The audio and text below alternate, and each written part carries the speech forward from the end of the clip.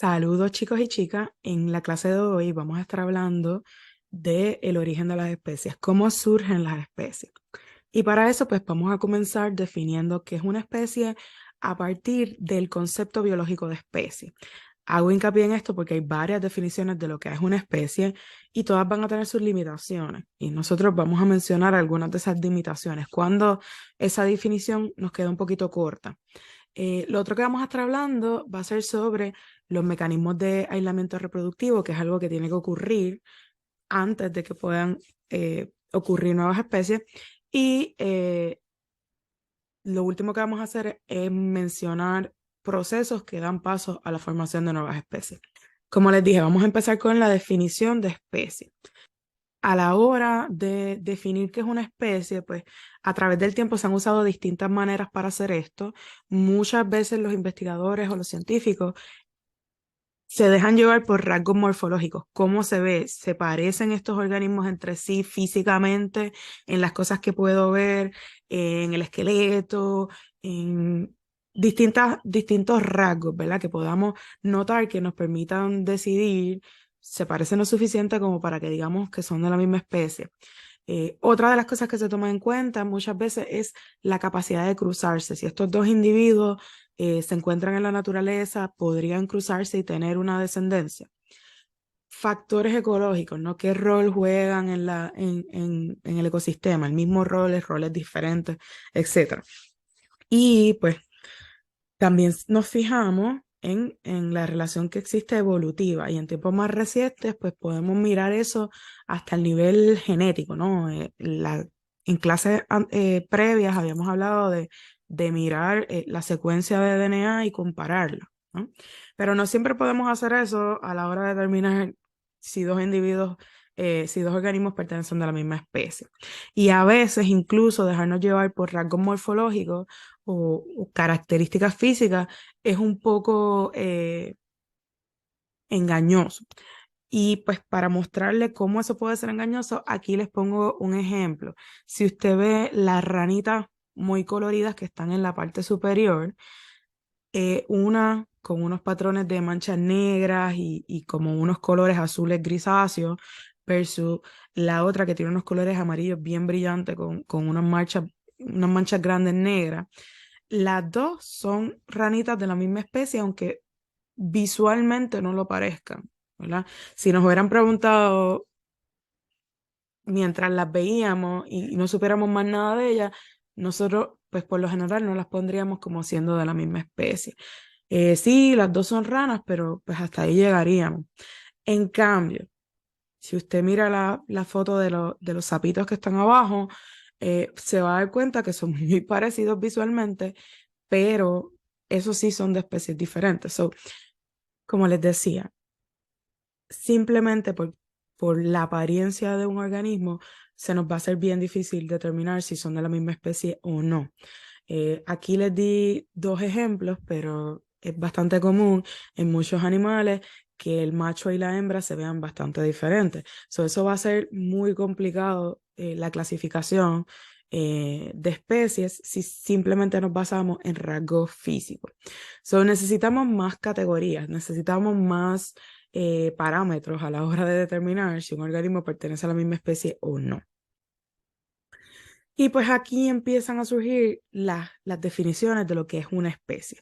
Y nosotros, pues, nos vamos un poco a quedar con la del concepto biológico de especie, pero sí vamos a hablar de las limitaciones que tiene. Y yo estoy segura que lo más probable es que esta es la que usted más tenga clara en su mente a la hora de pensar cómo definir una especie. Esto del concepto biológico de especie lo que dice es que pues una especie va a ser un grupo de poblaciones cuyos miembros o individuos tienen el potencial de encontrarse en la naturaleza, de reconocerse como que son de la misma especie y pueden cruzarse entre ellos, aparearse y producir una descendencia, producir hijos que van a ser viables y esos hijos se van a poder reproducir en el futuro, van a ser fértiles. Si cumplen con todas esas cosas, es una especie, o son organismos de la misma especie. Y bueno, de la misma manera como solamente se van a poder cruzar con organismos de la misma especie, eso quiere decir que si estos individuos tratan de cruzarse con organismos de otra especie no van a poder hacerlo. Y eso es lo que nos va a permitir limitar y determinar quiénes son de X especie y quiénes son de otra especie. Ahora, le dije, esta no es la única definición de especie y no es la única porque tiene limitaciones. Van a haber casos en donde no nos va a funcionar esa definición para poder determinar qué es una especie. Por ejemplo, el hecho de que esta definición se basa en que los organismos se puedan cruzar y tener descendencia que sea fértil, hace que todos los organismos que se reproducen únicamente de manera sexual, pues no tengamos manera de determinar qué es una especie y qué no es. Ahí están todas las bacterias, todos los arqueas, un montón de hongos que únicamente se reproducen asexualmente. Pues ahí entramos en el problema de, pues, ¿y qué hacemos con ellos? ¿Cómo sabemos cuáles son de la misma especie y cuáles son de especies diferentes? Para esos casos necesitamos otras definiciones. Otro problema, pues, esto no se puede aplicar, este concepto biológico de especie no se puede aplicar a todos los organismos que conocemos solamente del récord fósil, porque son especies que ya están extintas. Y al estar extintas no tenemos manera de saber quiénes se cruzaban con quiénes. Otra limitación. Y pues al final, o la última limitación que le quería presentar era que pues la importancia la está poniendo en que no va a haber flujo de genes entre distintas especies. No se van a cruzar con organismos de otras especies porque no van a poder. O si se cruzan, van a producir descendencia que no es fértil, ¿verdad? Porque le pusimos esas limitaciones a lo que iba a ser una especie. Pero vamos a encontrar casos en la naturaleza como el siguiente. En la naturaleza, y cada vez se están dando más de estos casos por cambio climático, en la naturaleza un oso polar se puede encontrar con un oso grizzly, se pueden aparear, se reproducen y tienen descendencia que se le llaman los Growler Bears. Son híbridos, son mezcla de osos polares y osos grizzly y sí se pueden reproducir, sí son fértiles. ¿Qué es la diferencia, verdad? Porque quizás hay otros ejemplos de organismos que sí se pueden cruzar y tener hijos, pero esa descendencia no es fértil. Por ejemplo, los caballos y los burros se pueden cruzar y tener lo que se conoce como las mulas, pero las mulas son infértiles, no se pueden reproducir. De seguro alguna vez has escuchado que en laboratorios o en zoológicos se hicieron cruces entre leones y tigres y tienen descendencia, pero ahí no solamente es que esa descendencia no es fértil, es que eso no ocurre en la naturaleza. Si son cruces que se dan in vitro en el laboratorio, si no ocurre en la naturaleza, no podemos contar, ¿verdad? Como que se encuentran, se reconocen como que, mira, podemos aparearnos. No se están reconociendo como de la misma especie. Por eso esos casos no los contamos. Pero sí contamos estos casos donde sí se están viendo cruces entre osos polares y grizzlies y la descendencia es fértil. Incluso, recientemente, en los últimos años, salieron algunos artículos hablando de que como volvieron las poblaciones de lobos a Estados Unidos, al centro de Estados Unidos, al bosque de Yosemite, y ya son poblaciones, digamos, saludables, ¿no? Tienen un número considerable de individuos que se están empezando a encontrar con coyotes y se están cruzando y están teniendo descendencia. Y falta ver si esa descendencia es fértil, ¿verdad? Pero definitivamente es viable porque se están viendo los cachorros de esos cruces, esos híbridos, ¿ok? Hay que ver, ¿verdad? Como le dije, eso no quiere decir que vamos a desechar esa definición de concepto biológico de especie. No funciona, ¿verdad? Sí vamos a tener en cuenta que hay casos que se van a salir, ¿verdad? Que por lo general, organismos de la misma especie son organismos que se pueden encontrar en la naturaleza, reconocerse, cruzarse y tener descendencia que es viable y fértil. Y lo dejamos hasta ahí. Pero le presenté todas estas limitaciones para que sepa que, pues, que en la naturaleza las cosas no son necesariamente tan claras y tan demarcadas. Somos nosotros los que nos gusta poner como las cosas en cajitas y que todo tiene que entrar dentro de una categoría, pero la naturaleza es mucho más fluida que eso, ¿verdad? Entonces, el aislamiento reproductivo se va a dar por factores biológicos que van a impedir que miembros de dos especies diferentes se puedan encontrar o se puedan aparear, o si se pueden aparear, pues que los resultados de ese apareamiento, la descendencia, van a impedir que esa descendencia sea viable y fértil. Eso es lo que va a permitir que se diferencien esas dos especies de esa manera. Y pues estas barreras van a impedir el flujo de genes entre estas dos especies y van a impedir a que se formen híbridos. Esos híbridos, como estábamos mencionando del Groral Bear, de esa mezcla entre Grizzly Bear y osos polares, pues los híbridos son básicamente eso, descendencia del cruce de dos especies diferentes. Ahora, esas barreras que le dije que son biológicas pueden ocurrir pre el apareamiento y esas son el tipo de barreras que impiden que estos organismos de dos especies diferentes se encuentren y pueda ocurrir el apareamiento. Y las barreras post-apareamiento son las que impiden que, si se dio el apareamiento, que surja un organismo viable, que ocurra fecundación tan siquiera, o que ese organismo que nace pueda ser fértil y tener su propia descendencia. Dentro de estos dos tipos de barreras, las barreras pre-apareamiento y post-apareamiento, vamos a ver que hay subdivisiones y se las voy a mencionar y les voy a presentar ejemplos para que las entiendan. Recuerde que las barreras pre-apareamiento son las que van a impedir que se encuentren los individuos, ¿verdad? Que se encuentren las especies y por eso es que no se va a dar el apareamiento, porque ni siquiera se encuentran o ni siquiera tiene que ver con compatibilidad, lo que quiero decir. Es una cosa de encontrarse. So, el primer tipo de barrera pre-apareamiento es esa que tiene que ver con el aislamiento de hábitat. Esta habla de que las especies se van a encontrar raramente o nunca se van a encontrar, simplemente porque tienen hábitats diferentes.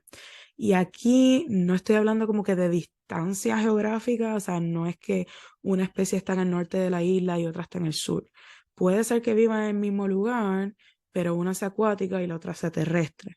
Y eso hace que los encuentros sean raros. Otro tipo de barrera de preapareamiento va a ser el causado por el aislamiento temporal. Aquí pueden ser las dos especies terrestres, pero unas pueden que sean diurnas y salgan a buscar comida, etcétera, por el día, mientras que la otra es una especie nocturna y nunca se encuentran. Otra vez, esto van a ser barreras que hacen que el apareamiento no ocurra simplemente porque no se encuentran. O puede ser que salgan o estén en su etapa reproductiva a distintas etapas del año. La etapa reproductiva sea a principios de la primavera y otra sea a final de verano. Aunque vivan en el mismo lugar y se vean todos los días, si no están listas a la misma vez, no se va a dar a cabo el apareamiento. La tercera que les quería mencionar es el aislamiento por comportamiento. Vamos a ver que una cosa que define mucho algunas especies es el tipo de rituales de cortejo, un poco de lo que tiene que hacer el macho para enamorar a la hembra y que la hembra escoja a ese macho como el que va a ser el papá de sus hijos. Y a veces esos rituales son extremadamente complejos, extremadamente únicos a esa especie, que si otra especie no los conoce, no importa que vivan en el mismo lugar, salgan a las mismas horas, estén en etapa reproductiva en el mismo momento. Si no conocen el ritual, no van a ser escogidos, no van a reproducirse o no va a ocurrir ese apareamiento. En las aves, esto se da a niveles máximos. Y creo que les voy a poner un videito ahora para que vean el nivel de complejidad que tienen algunos de estos rituales.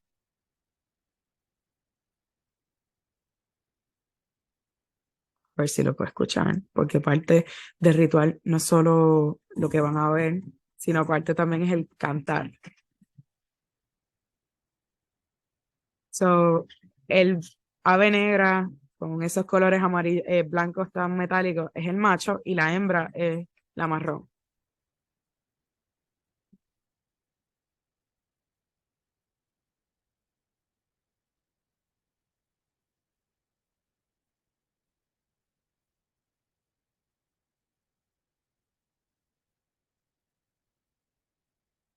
Ese,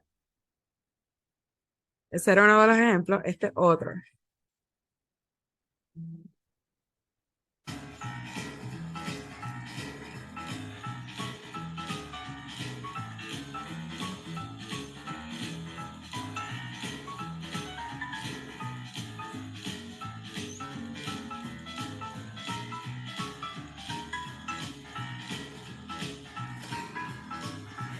Todas estas aves que les estoy mostrando son del grupo que se conocen como las aves de paraíso. Son aves de bosques tropicales. Y como pueden ver, tienen bailecitos bien específicos, pasos muy específicos para tratar de conquistar a la hembra. Y lo que quería hacer notar era que ni siquiera los machos de la misma especie, que a veces tienen el ritual conocido, saben cómo hacerlo, ni siquiera ellos consiguen convencer a la hembra de que son un buen partido. Imagínense cómo un pájaro de otra especie va a tratar de atraer a esa hembra si no conoce todos estos rituales. Hay algunas aves que es que tienen que traerle cositas de un color en específico.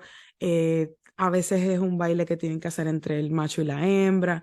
Son cosas bien específicas a nivel de cada especie que hacen que sea más difícil que organismos que son de otras especies puedan tan siquiera ser considerados. Seguimos con las barreras preapareamiento. Están las que se conocen como el aislamiento mecánico. Aquí son diferencias que, aunque se encuentren los organismos, es físicamente imposible que puedan aparearse, porque no son compatibles. Eh, Aunque quieran, no se va a poder completar el proceso. Es un poco como, ¿verdad? Si usted está tratando de conectar un aparato que es de sistema eléctrico europeo en un enchufle de sistema eléctrico americano, ¿verdad? No es compatible, no va a funcionar. Un poquito a veces eso pasa con las especies. Aquí el ejemplo son dos caracoles que usted mirándolos pensaría que son caracoles de la misma especie, pero realmente no lo son. Y no se logran aparear porque otra vez no tienen las partes para copular correctas. No, no va a funcionar simplemente. Ahora, si tomamos en cuenta las barreras post-apareamiento, y recuerde que estas son las barreras que, aunque ocurra el encuentro y el apareamiento, van a hacer que sea imposible que o ocurra fecundación o que el cigoto que se forme sea viable o que sí nazca un organismo, pero ese organismo no sea fértil. Esas son las maneras en que se puede impedir, ¿verdad? Que, que se mezclen o que haya un flujo de genes entre esas dos especies. El primero de estas barreras posapareamiento es el aislamiento de gametos. Gametos son las células sexuales que son específicas para permitir el proceso de reproducción sexual. En los machos van a ser los espermatozoides, en las hembras van a ser los óvulos. Gametos es simplemente el nombre, ¿verdad? Unisex de estas células. Cuando hablamos de aislamientos de gametos, quiere decir que los espermatozoides de una de las especies no van a ser capaces de fecundar los óvulos o los huevos de la otra especie. Y en esto, las especies son bien específicas y más claro y más específico tiene que ocurrir en especies que llevan a cabo lo que se conoce como fecundación externa. Yo diría que casi todas las especies marinas llevan a cabo este tipo de fecundación donde los machos y las hembras liberan los gametos al agua y los gametos en el agua es que se encuentran. Usted tiene esponjas de mar tirando gametos, usted tiene erizos de mar tirando gametos, usted tiene peces tirando gametos al agua y es en el agua que los espermatozoides tienen que encontrar estos óvulos. Hay unos químicos que liberan los óvulos o los huevos para atraer a los espermatozoides, pero no a cualquier espermatozoide, a los espermatozoides específicos de la especie. So, si no es el espermatozoide que es, no se va a sentir atraído a ese óvulo. Incluso más aún, casi todas las especies, en casi todas las especies, los óvulos van a ser específicos y no van a dejar entrar o que se fusionen espermatozoides que no son de la especie correcta y tienen mecanismos para impedirlo. So, no es una cosa de que estén lejos uno de otro, es una cosa de que se reconozcan, ¿verdad? Y pues para eso esas células son bien específicas y tienen la manera de impedir que espermatozoides que no son de la especie correcta lleguen y logren fecundar. Lo otro que puede pasar es la reducción de la viabilidad del híbrido. Y esto es lo que tiene que ver con, pues sí, se da un individuo, pero a lo mejor ese individuo no se va a desarrollar correctamente y al final puede ser abortado antes de que se desarrolle por completo el bebé. O lo otro que puede pasar es que sí, se desarrolla, nace, es un organismo viable, pero no va a ser fértil. Y ese es el caso un poco que le estaba contando ahorita de las mulas, ¿no? Que son los híbridos que surgen de el cruzarse burros y caballos y pues lo que sale es una mula, que es un organismo viable, que crece, se desarrolla sin ningún problema, pero no puede reproducirse, no tiene la capacidad de reproducirse. Y el último ejemplo es lo que se conoce como el colapso de los híbridos. Es cuando la primera generación de híbridos sí es fértil, pero cuando sus hijos se aparean y se van a reproducir, esos o no sobreviven o son estériles. So, no vamos a ver la no compatibilidad o la infertilidad en la primera generación de híbridos, la vamos a ver en la segunda. Pero igual lo que hace es que impide que sigan pasándose genes entre dos especies diferentes. Mantiene ese aislamiento genético entre las dos especies. Entonces, vamos a repasar un poquito de lo que hemos hablado. Varias especies de anfibios son capaces de leer los rituales de cortejo de otros anfibios y entenderlos. Tienden a ser fértil al mismo tiempo y por lo general son de similar tamaño. Sin embargo, cuando tratan de aparearse, nunca producen descendencia. ¿Cuál de las siguientes barreras es probablemente la causa de este fenómeno? So, a partir de esa información, vamos a tener que escoger de las siguientes opciones cuál es la posible barrera que está impidiendo que esas especies eh, se apareen, ¿verdad? O que tengan que cuando se apareen tengan una descendencia.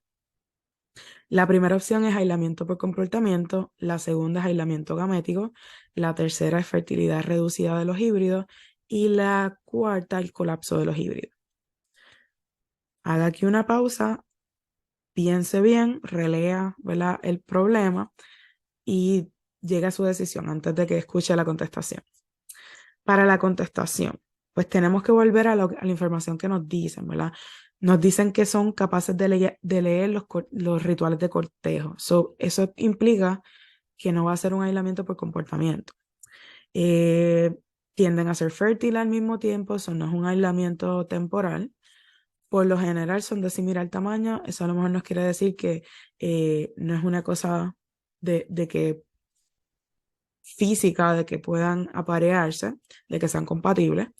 Eh, Ahora dice que, sin embargo, cuando tratan de aparearse, nunca producen descendencia. So, llegan a aparearse, pero el resultado, pues, nunca produce una descendencia. Eso quiere decir que tiene que ser algún tipo de barrera post apareamiento. Y ahí pueden ser cualquiera, ¿verdad? De la B, C o D, que todas son barreras post apareamiento. Está el aislamiento gamético, está la fertilidad reducida de los híbridos y está el colapso de los híbridos. Ahora, en el ejemplo no se produce ningún híbrido. So, eso elimina la sigla D y quiere decir que tiene que ver algo con el aislamiento gamético. Parece que ese espermatozoide y ese óvulo pues, no se encuentran o no son compatibles, básicamente. Uno no reconoce al otro. So, sí, yo diría que la B, aislamiento gamético, porque para que fuera fertilidad reducida de híbrido, tendría que haber una descendencia, igual con lo del colapso del híbrido. Como le dije, aislamiento gamético. Seguimos repasando. usted observa una serpiente marina mientras está en un barco de vacaciones y se da cuenta de lo similar que es esa serpiente a una que usted encuentra comúnmente cuando va a visitar en Jayuya. Sin embargo, usted sabe que probablemente son especies distintas debido a cuál de las siguientes barreras reproductivas. Y las opciones son aislamiento por comportamiento, aislamiento gamético, aislamiento de hábitat y aislamiento temporal, perdón. Esas son las 4 opciones. Otra vez, aquí contéstela por su cuenta y luego regrese. Bueno, la contestación. So, aquí no nos está hablando de que estas dos especies estén apareándose, eso todo tiene que ser algún tipo de barrera preapareamiento. So, no, ahí podemos eliminar la que dice aislamiento gamético porque eso implica que ya hubo algún tipo de apareamiento. Quitamos la B, nos queda la A, la C y la D. Aislamiento temporal tiene que ver con las horas o el tiempo en que están listos para reproducirse. Eso no es el ejemplo que nos dan aquí.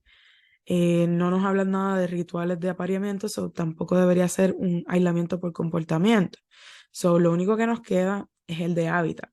Y pues sí, me están hablando de que una aparentemente es marina y la otra aparenta ser terrestre. Eso es un aislamiento debido a su hábitat, a que tienen hábitat totalmente diferentes, no se van a encontrar, por ende no se van a reproducir. Entonces, le dije que íbamos a hablar de los procesos que llevan a que se formen nuevas especies. Ya sabemos cómo ¿verdad? Se mantiene separadas las especies porque pues hay barreras que impiden que ocurra ese flujo de genes entre distintas especies. Y vimos todos los tipos de barreras que pueden ocurrir. Ahora, ¿cómo de yo empezar con una especie, aquí el ejemplo de pececitos, cómo de yo tener esa especie, eventualmente yo termino con dos especies diferentes? ¿Qué tiene que pasar? ¿Cómo se dan esos procesos? Bueno, hay como dos grupos de maneras grandes que puede ocurrir. Está lo que se llama la especiación alopátrica y la especiación simpátrica. Alopátrica implica que que se forma una separación geográfica. Ocurre algo que separa la población en dos o en más, ¿verdad? Pero que impide que organismos que quedaron separados se vuelvan a encontrar y crea literalmente una barrera geográfica que impide el flujo de genes entre esos organismos, que lo podría haber si no estuviera la barrera, pero al estar esa barrera impide el flujo genético. El otro caso es más raro, pero sí ocurre, es cuando no hay barrera geográfica, pero como quiera empiezan a ocurrir barreras que impiden el flujo de genes, pero no son barreras geográficas, son otro tipo de barreras. Las vamos a ver. Empecemos con la más común, el más común tipo de especiación, que es el alopátrico, el donde se forma una barrera. Y aquí un poquito el ejemplo era, pues imagínense que tenemos esos peces, esa especie de peces en un lago, el nivel del mar, perdón, o el nivel del lago baja lo suficiente como para que la, la población se divida en dos y que hayan unos individuos que ya no van a poder encontrarse con los otros y van a quedar separados. Ahora van a ser dos poblaciones diferentes, que inicialmente seguían siendo individuos de la misma especie, pero si pasa mucho tiempo sin que haya flujo genético entre esas dos poblaciones y pasa suficiente tiempo, selección natural empieza a trabajar de maneras diferentes en ambas, puede llegar el momento en que, aunque vuelva a subir el nivel del lago y se encuentren los peces de ambos lados, ya no se van a reconocer, ya no se van a parear entre ellos. Así sea porque no se reconocen como de la misma especie o porque ya no tienen la manera, ¿verdad?, de que sean compatibles. Otra manera en que puede ocurrir, ¿verdad? No, saliendo del ejemplo del lago, es cuando una especie coloniza una nueva área. Digamos que llegaron especies a una nueva isla y quedan aisladas de la población que venían de origen. En esa isla van a empezar esa especie a adaptarse a esas condiciones. Van a estar en un ambiente nuevo, selección natural va a escoger otros rasgos como lo que es predominante o lo que es más apto en esas condiciones y con el paso de los años vamos a ver que pues puede pasar que se diferencien lo suficiente como para que aunque alguno de esos individuos de la isla logre regresar al continente, a donde estaba la población previa de donde venía esa especie, ya a lo mejor no se reconozca. Y es un poco lo que pasa con el ejemplo del cormorán de las Galápagos. ¿Cuál es el cormorán de las Galápagos? Se lo enseño ahora mismo. Esta imagen con la que yo empecé la presentación es la de un cormorán de las Galápagos. Es una de esas especies de aves que capturó un poquito la imaginación y la curiosidad de Darwin, además de los pinzones. Esta especie en el continente suramericano es una especie mayormente terrestre.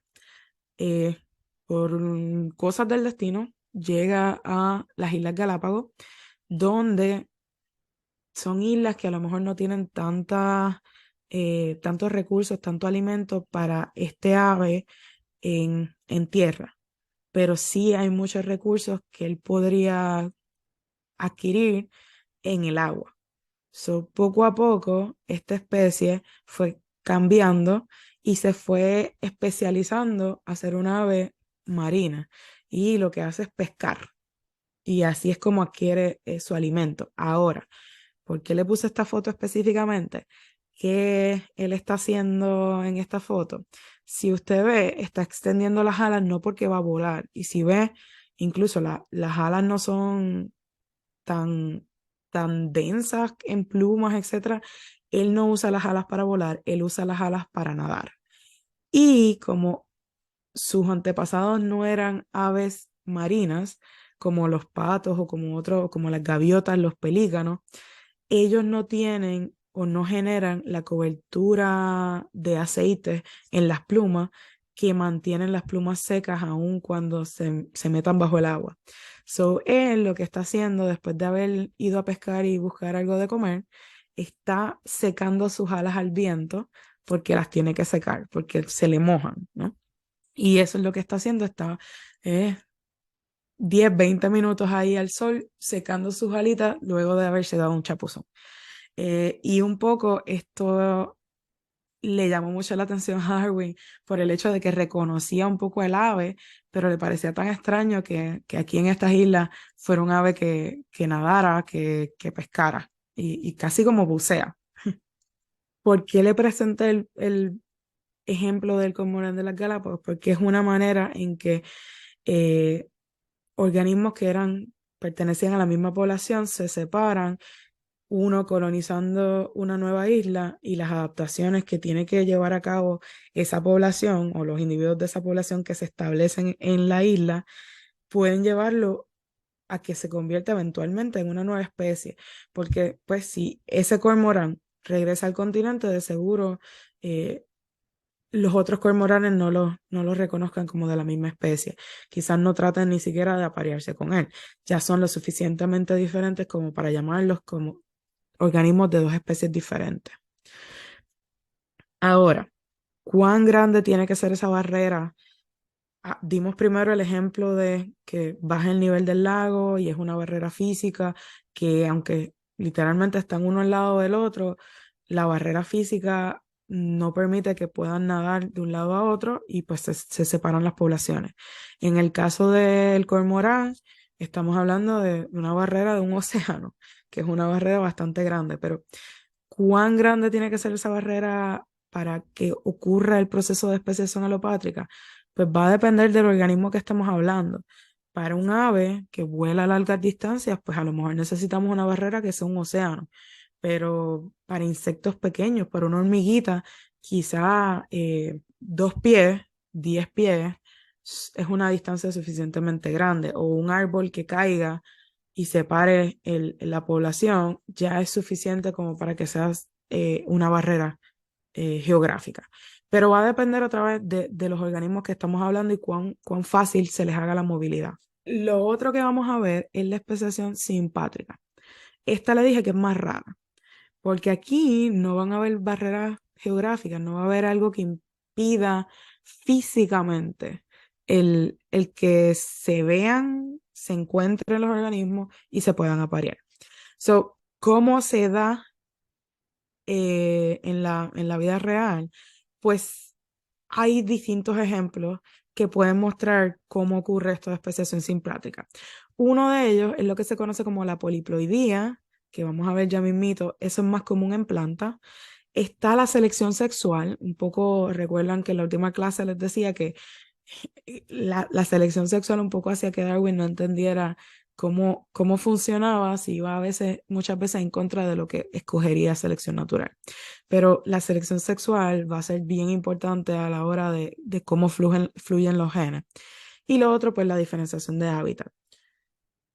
En el caso de la poliploidía, ¿qué nos referimos con esto? Pues quizás si usted recuerda su semestre pasado que le hablaron de células diploides y haploides, la mayoría de nuestras células son diploides porque tienen el conjunto completo de cromosomas, la mitad que nos dio nuestra mamá y la mitad que nos dio nuestro papá.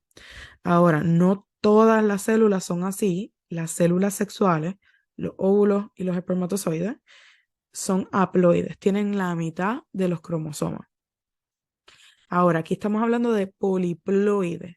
Pues poli quiere decir mucho.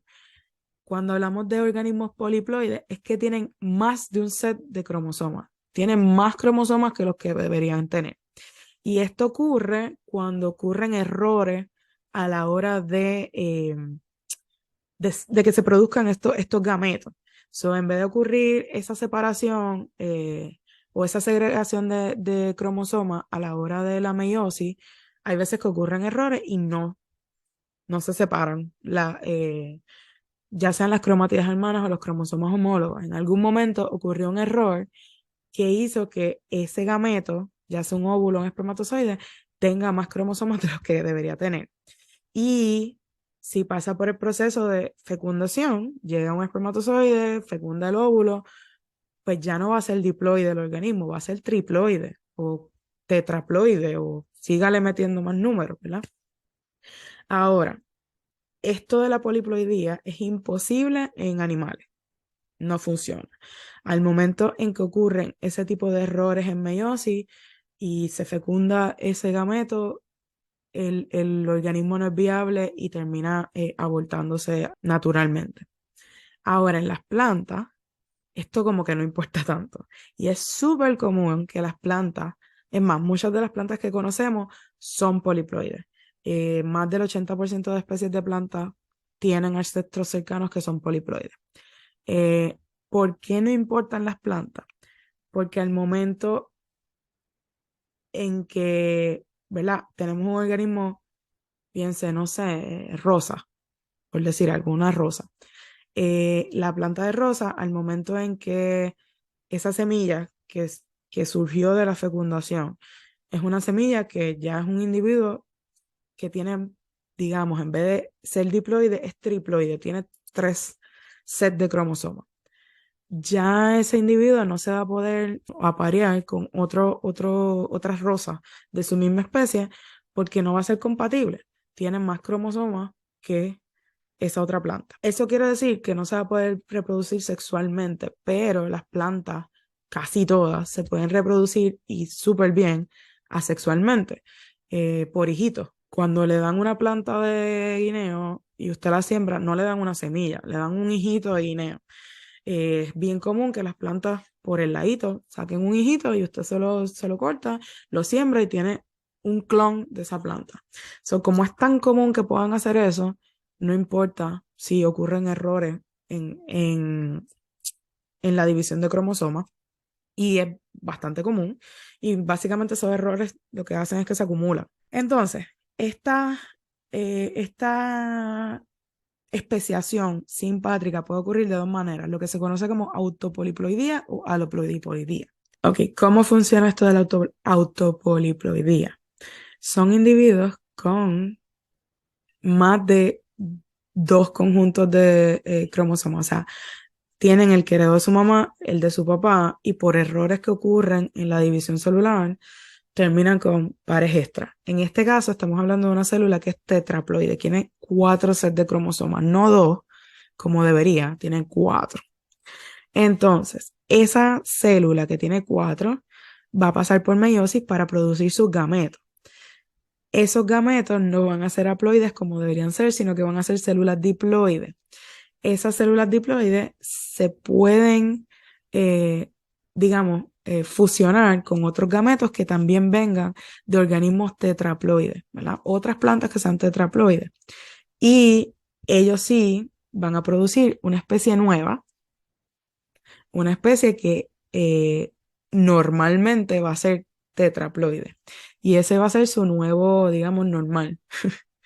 Eh, y así pueden surgir nuevas especies, porque otra vez, esta especie nueva ni siquiera se va a poder reproducir con la especie de la que vino, ¿verdad? Si era una rosa, esta nueva especie de rosa no se va a poder reproducir con la especie de la cual venía, porque nada más genéticamente ya no son compatibles.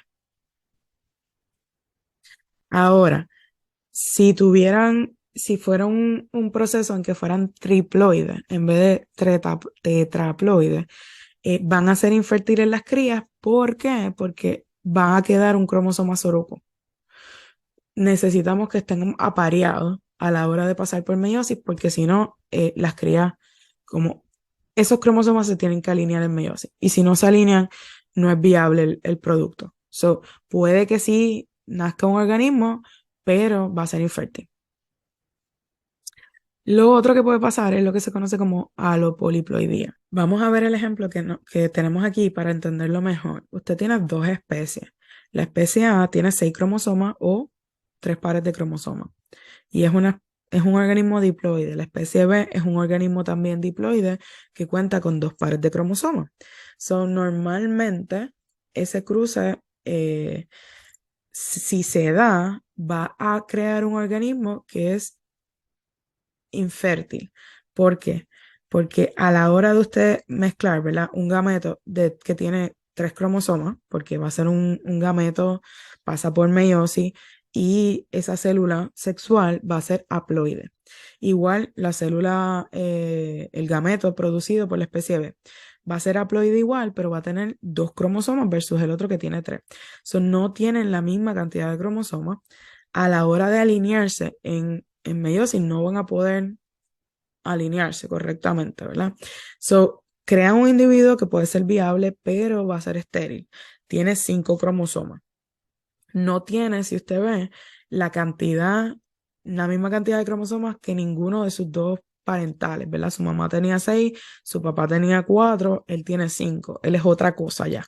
Simplemente porque genéticamente tiene el número incorrecto de cromosomas y ya eso hace que no se pueda reproducir con ni con individuos de la especie A ni con individuos de la especie B.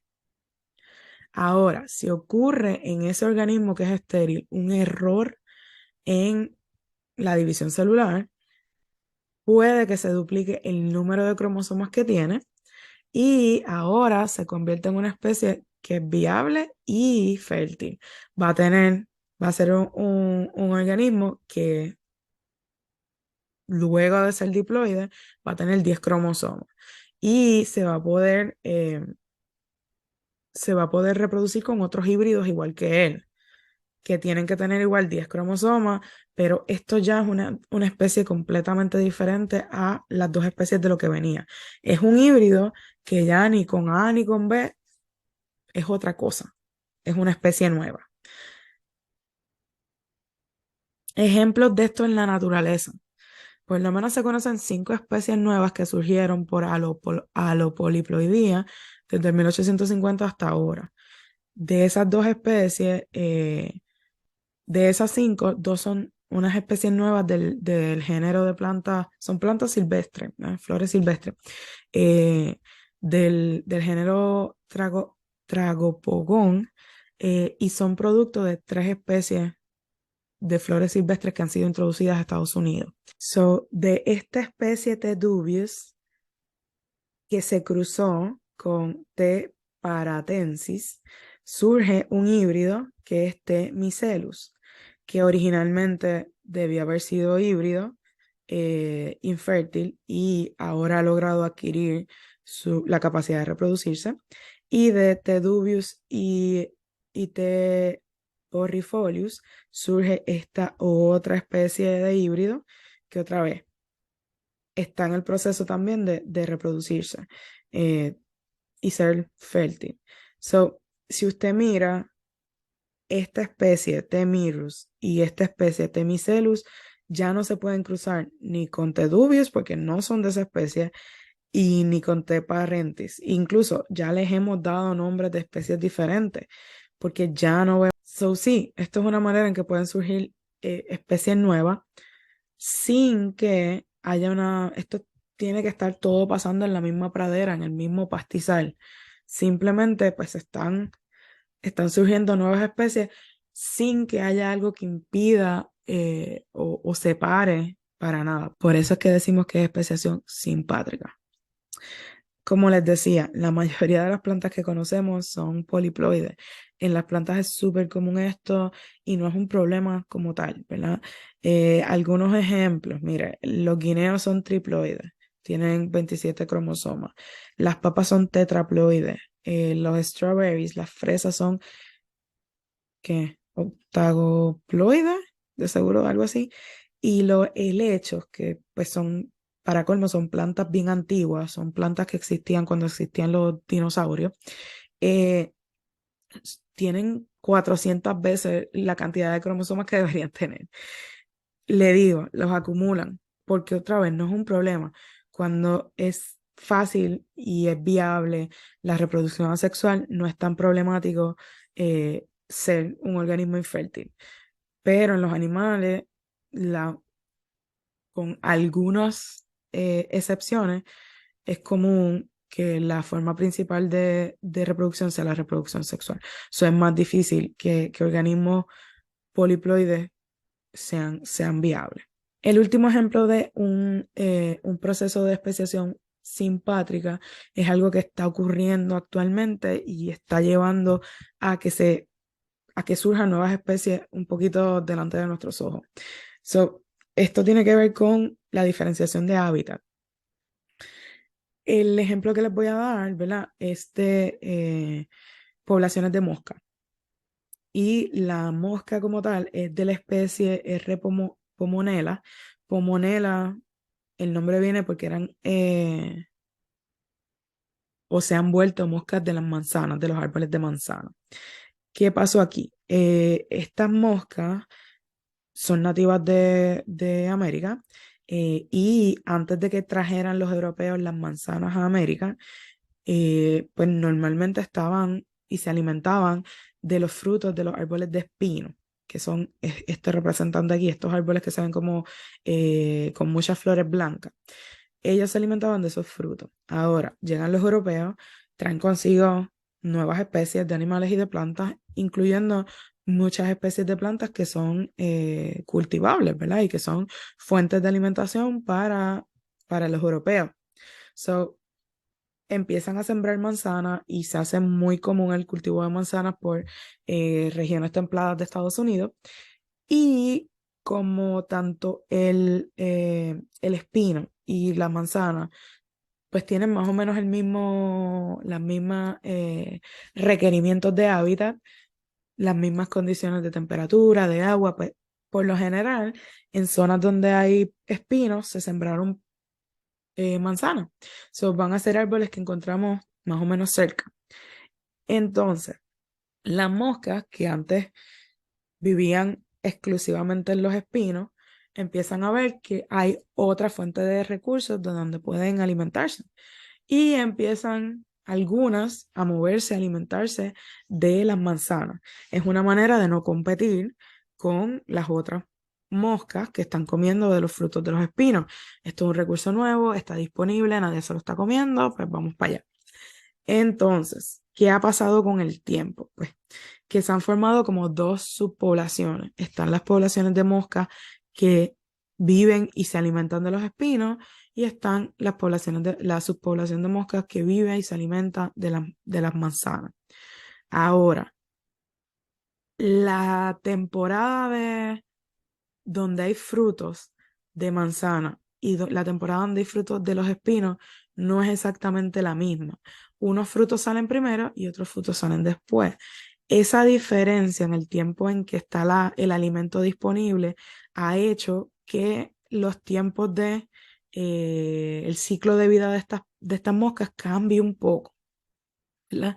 Y está llevando a que las moscas que viven en los espinos, digamos, su ciclo de vida sea lo suficientemente diferente para que su etapa reproductiva o su tiempo de reproducción no cuadre con el de las moscas que viven en las manzanas. Ese es un poquito más tarde. So está creando no solamente un aislamiento de hábitat, porque ahora unas viven en los espinos y otras en las manzanas, sino que también está creando un aislamiento temporal. Ya no se encuentran a la misma vez cuando están listas para reproducirse. So eso está poco a poco creando una barrera de flujo de genes entre las subpoblaciones, porque todavía no los llamamos especies diferentes, pero poco a poco va a ir creando dos especies diferentes que no están aisladas geográficamente, están, le digo, un árbol de espinos está a un lado y al otro lado está el de manzana. Ellas podrían encontrarse, pero no se están apareando pues por estas barreras de hábitat y temporales que se están creando. Pero por eso decimos que aquí lo que estamos viendo es el proceso de especiación simpátrica. No hay nada físicamente que las separa, pero sí ya se está viendo que no se están apareando entre ellas. No porque no puedan necesariamente, ¿verdad? Es simplemente porque ya rara vez se encuentran para hacer esto. Hasta aquí dejamos este capítulo. Eh, lo que yo voy a hacer es que les voy a poner eh, en Moodle un enlace a una pruebita corta que va a estar disponible desde hoy jueves hasta el próximo martes, que es cuando nos volvemos a ver. So, asegúrese que lo toma, ¿verdad? Siga las instrucciones, es una pruebita corta, rápida, fácil, pero hágala concienzudamente y es también para que se mantenga repasando y cuando llegue el momento del examen, pues no le toque estudiar todo de cantazo, ¿ok? Nada, yo espero que nos podamos ver la semana que viene.